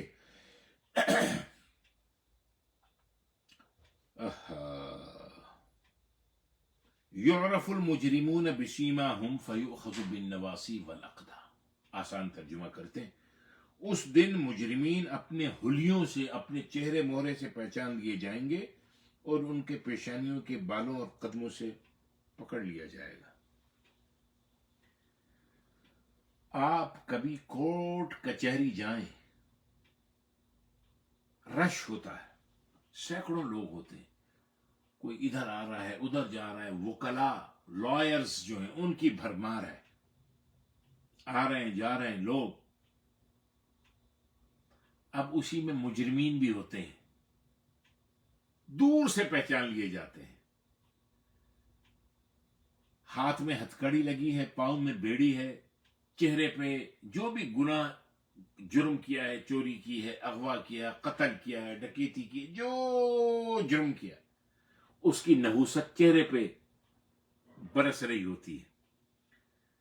کبھی کسی نے کہا جج صاحب آ رہے ہیں، اگر ہتھکڑی نہ بھی لگی ہو، جو کہ لگنا ضروری ہے، چہرے کی جرم جو ہے وہ چہرے پہ بولتا ہوا نظر آئے گا، سب یہ کہہ دیں گے مجرم ہے.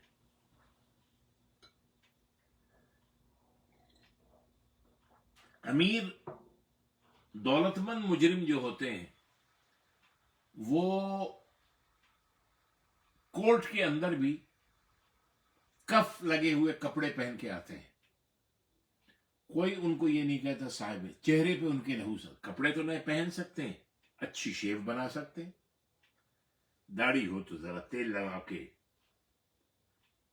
کنگا کر سکتے ہیں، لیکن چہرے کی نحوست بتاتی ہے کہ یہ مجرم ہے.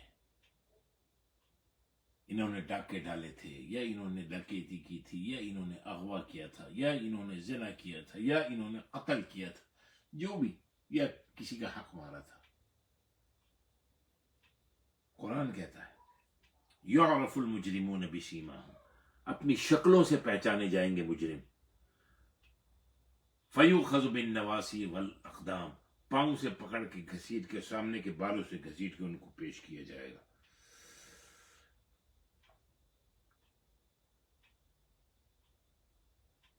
سورہ عبس وتولی ان جاءہ الاعمی، آپ تیسویں سپارے میں پڑھتے ہیں، اللہ تعالیٰ نے اس میں وجوہ یومئذ علیہا غبرہ ترہقھا قطرہ، اس دن بہت سے چہرے غبار آلود ہوں گے جن پر سیاہی چڑھی ہوئی ہوگی. تو مختلف مقامات پہ اللہ تبارک و جیسے سورہ آل عمران میں اللہ نے فرمایا یوم تبیض وجوہ وتسود وجوہ، قیامت میں ایسا ہوگا بعض چہرے سفید ہوں گے، کھلتے چہرے ہوں گے، نورانی چہرے ہوں گے، وتسود وجوہ، اور بعض چہرے سیاہ ہوں گے.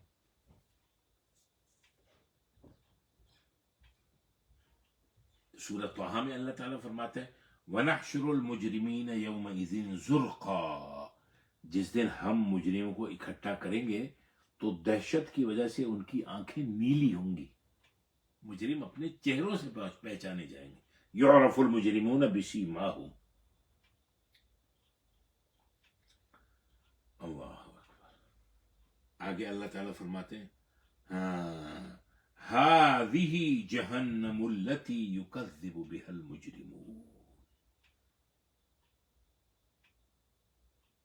کوئی آیت رہ تو نہیں گئی؟ هذه جہنم التي يكذب بها المجرمون. ان سے کہا جائے گا، کیا کہا جائے گا؟ یہی ہے وہ دوزخ جسے مجرم لوگ جھٹلایا کرتے تھے. هذه جہنم التي يكذب بها المجرمون، یہی ہے وہ جہنم جس کے مجرمین تکذیب کیا کرتے تھے.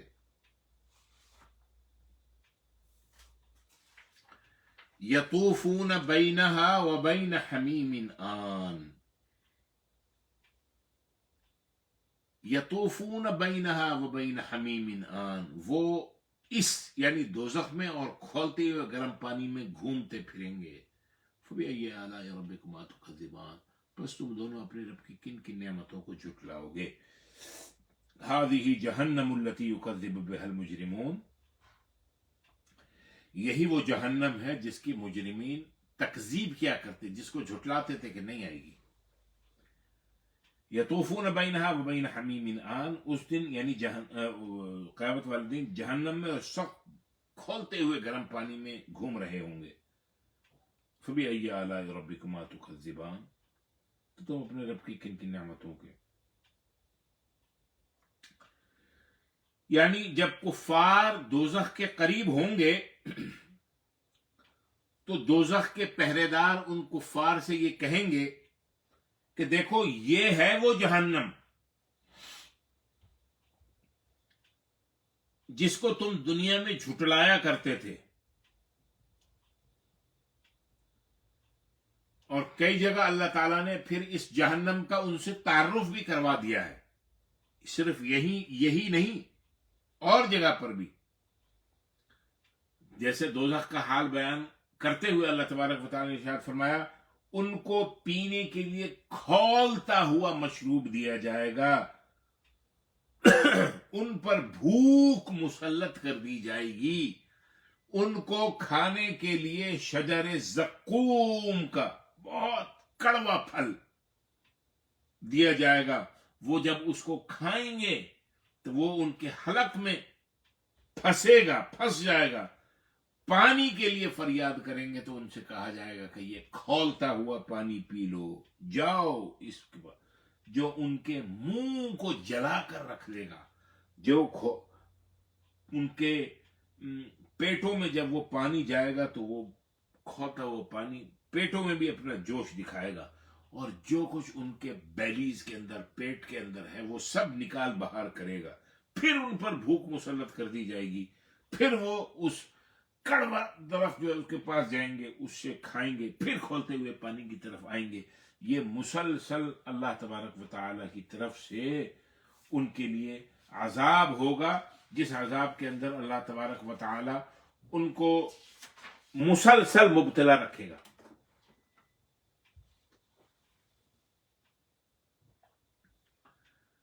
اللہ اکبر. تو وہ جو چکر لگائیں گے، اس چکر لگانے کا وہ طواف کرتے ہیں نا، چکر لگاتے ہیں، اسی طرح وہ گھومیں گے پھریں گے اسی دوزخ کے اندر. کبھی اس کڑوے درخت کا پھل کھائیں گے بھوک کی وجہ سے، جب پیاس کی شدت لگے گی تو اس کھولتے ہوئے پانی کی طرف آئیں گے، یہ پیٹ میں سے سب نکلا، پھر بھوک لگے گی، پھر اس طرف جائیں گے. خون پیپ کا ذکر ہے، وہ ان کو پلایا جائے گا. تو اللہ تبارک و تعالیٰ فرماتے ہیں اللہ تعالیٰ مومنوں سے مصائب کو اور آخرت کے عذاب کو دور کرتا ہے، اور جو اللہ کی توحید پر ایمان لائے، اللہ تعالیٰ سے ڈرے، اللہ تعالیٰ کے خوف سے گناہوں کو ترک کر اطاعت کرے تو فبأي آلاء ربكما تكذبان، اللہ تبارک و تعالیٰ اس کو بیش بہا نعمتیں عطا فرمائے گا. وہ جھٹلانا بھی چاہے تو ان نعمتوں کو، اللہ تبارک و تعالیٰ کی ان نعمتوں کو وہ نہیں جھٹلا سکے گا. آگے اللہ تبارک و تعالیٰ فرماتے ہیں وَلِمَنْ خَافَ مَقَامَ رَبِّهِ جَنَّتَانِ فَبِأَيِّ آلَاءِ رَبِّكُمَا تُكَذِّبَانِ.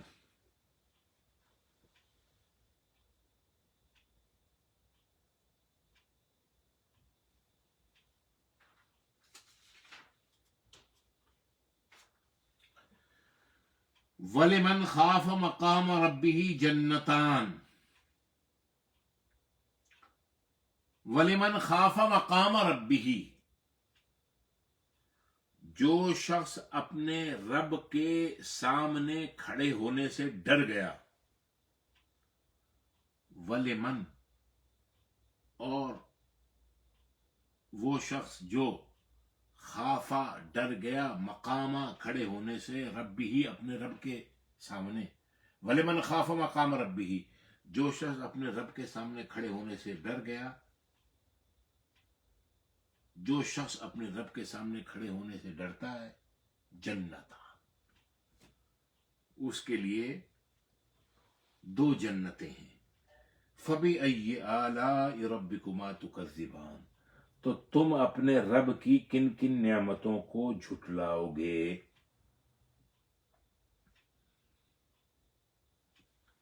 یہ جو چند پہلی آیت، یہ جو ابھی میں نے آیت پڑھی ہے،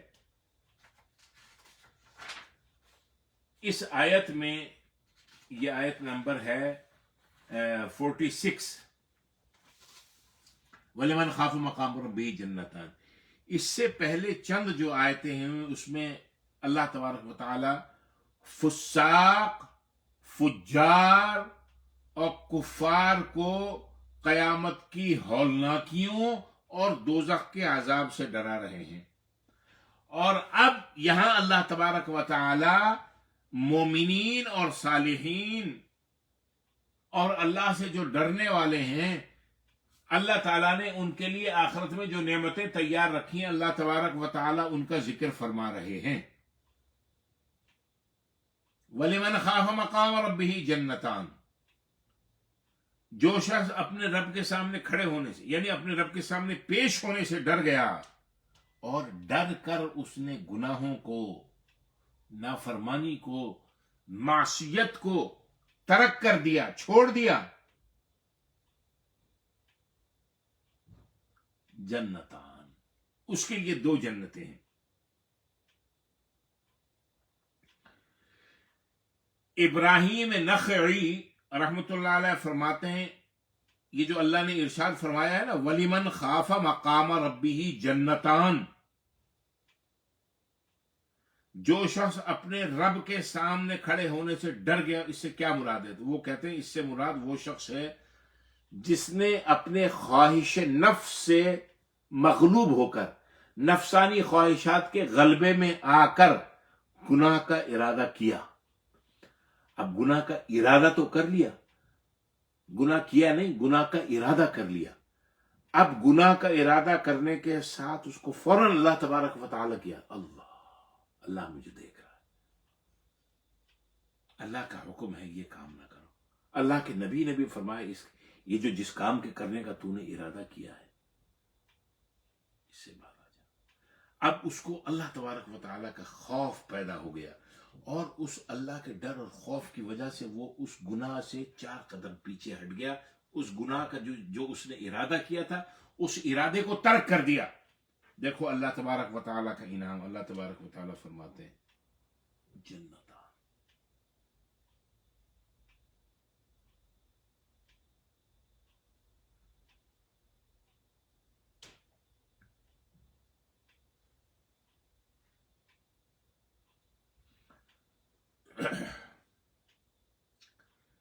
اب مفسرین یہاں وجوہ بیان فرماتے ہیں کہ جو اس کو 2 جنتیں ملیں گی، اس میں حکمت کیا ہے، یعنی دوسرے الفاظ میں اس کی فلسفی کیا ہے، وجہ کیا ہے. تو فرمایا اس کو جو 2 جنتیں ملیں گی، وہ ایک اپنے رب سے ڈر اور خوف کھانے کی وجہ سے ملے گی، اور ایک جنت اپنی شہوت کے تقاضے سے گناہ کو ترک کرنے کی وجہ سے ملے گی. جیسے مثال کے طور پہ آج جمعے کے بیان میں جو حدیث بیان کی تھی، اس میں ایک یہ بھی کہ 7 افراد ایسے ہیں کہ قیامت کے دن اللہ تبارک و تعالی ان کو اپنے سائے میں جگہ عطا فرمائے گا، کہ اس دن جب روز حشر، روز قیامت، روز محشر کوئی سایہ نہیں ہوگا. اس میں سے ایک یہ تھا کہ اگر کسی شخص کو کوئی خوبصورت، صاحب حیثیت، صاحب مال، صاحب اسباب عورت اپنی جانب بہلائے پھسلائے، ایک بات. دوسری جانب کوئی مرد وجیح خوبصورت تندرست و توانا صاحب مال و دولت وہ کسی خاتون کو اپنی طرف متوجہ کرے تو دونوں صورتوں میں یعنی مرد عورت کو کرے یا عورت مرد کو وہ یہ کہیں کہ نہیں انی اخاف اللہ رب العالمین، میں اللہ تبارک و تعالیٰ سے ڈرتا ہوں یا میں اللہ تبارک و تعالیٰ سے ڈرتی ہوں، میں اللہ کی پناہ میں آنا چاہتی ہوں، میں اس کام سے دور، میرا رب اس عمل سے مجھ سے بہت ناراض ہو جائے گا۔ تو اب آپ یہ دیکھیں، ایک تو رب کا خوف اس کے دل کے اندر آ گیا، خواہ وہ مرد ہے یا عورت، اور دوسرے اپنی جو شہوت تھی، لسٹ، اس کو اس نے کنٹرول کر لیا، تو اللہ اس تقاضے کو گناہ کے ذریعے پورا نہیں کیا، تو دو چیزیں ہو گئی، ایک اس سے رک گیا، دوسرا خوف خدا اس کے اندر پیدا ہو گیا۔ تو اللہ تبارک و تعالیٰ فرماتے ہیں کہ مجھے ایسا میرا مومن بندہ اگر ایسا ہو یا کوئی مومنہ بندی میری ایسی ہو تو میں اس سے اتنا خوش ہوتا ہوں، جنتان، میں اس کے لیے 2 جنتوں کا اعلان کرتا ہوں۔ وَلِمَنْ خَافَ مَقَامَ رَبِّهِ جنتان، لوگ تو اپنی دعا میں یہ کہتے ہیں ہمیں جنت کا ایک ٹکڑا میسر آ جائے، اللہ تعالیٰ فرماتے ہیں کہ ذرا اس مقام کے آ کر کھڑے ہو جاؤ، ٹکڑا تو چھوڑو، ایک نہیں 2 جنتیں، اور جنت کیسی؟ وَسَارِعُوا إِلَىٰ مَغْفِرَةٍ مِّن رَّبِّكُمْ وَجَنَّةٍ عَرْضُهَا السَّمَاوَاتُ، اس کی لمبائی چوڑائی آسمان و زمین سے زیادہ ہے۔ اللہ تبارک و تعالیٰ ہم سب کو نصیب فرمائے۔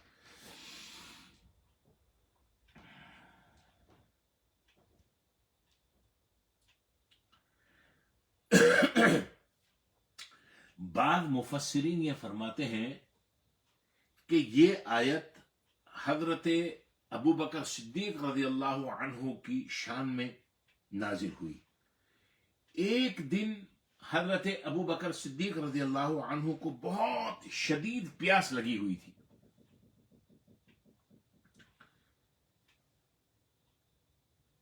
کسی نے دودھ پیش کیا،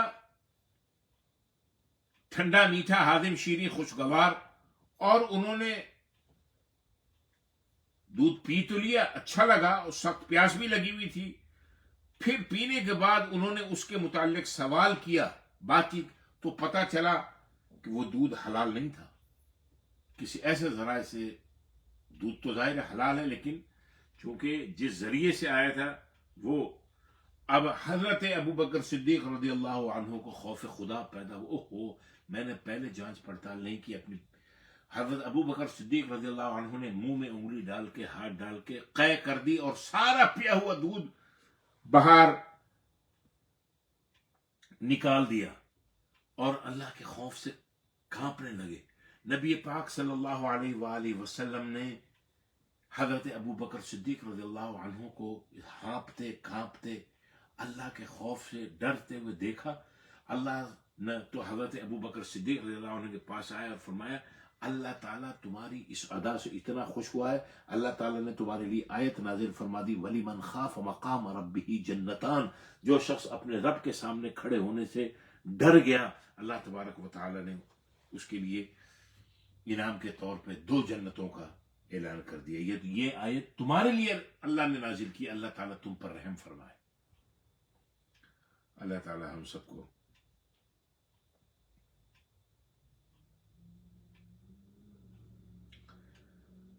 حضرت ابو درداء رضی اللہ تعالی عنہ بیان فرماتے ہیں کہ نبی پاک صلی اللہ علیہ وآلہ وسلم نے ممبر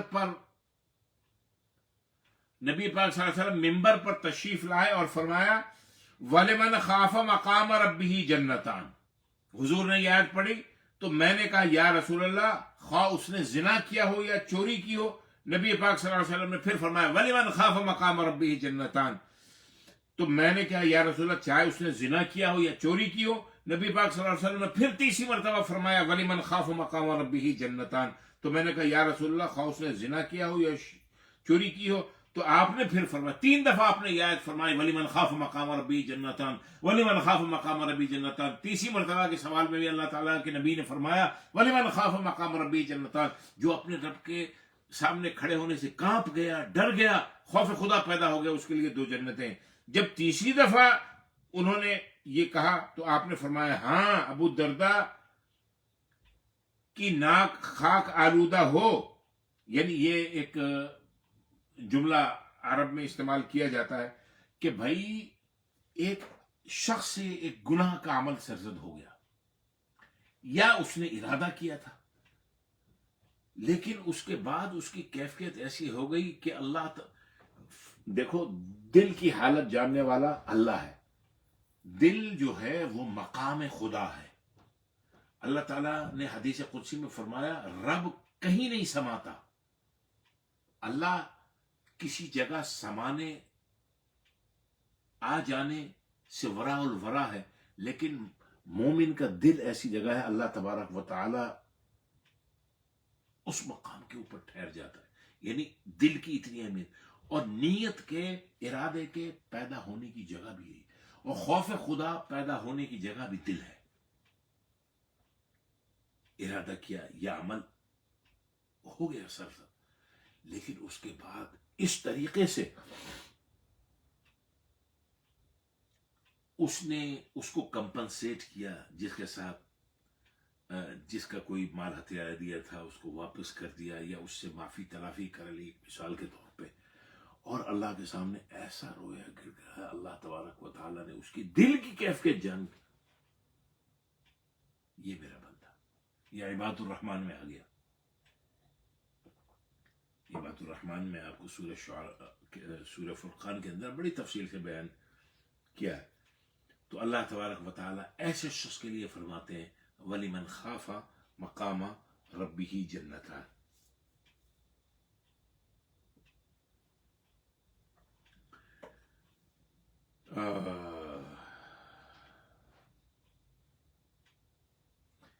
بعض مفسرین یہ فرماتے ہیں جنتان سے مراد کیا ہے؟ جنتان سے مراد ہے ایک جنت عدن، ایک مراد ہے اس سے جنت نعیم۔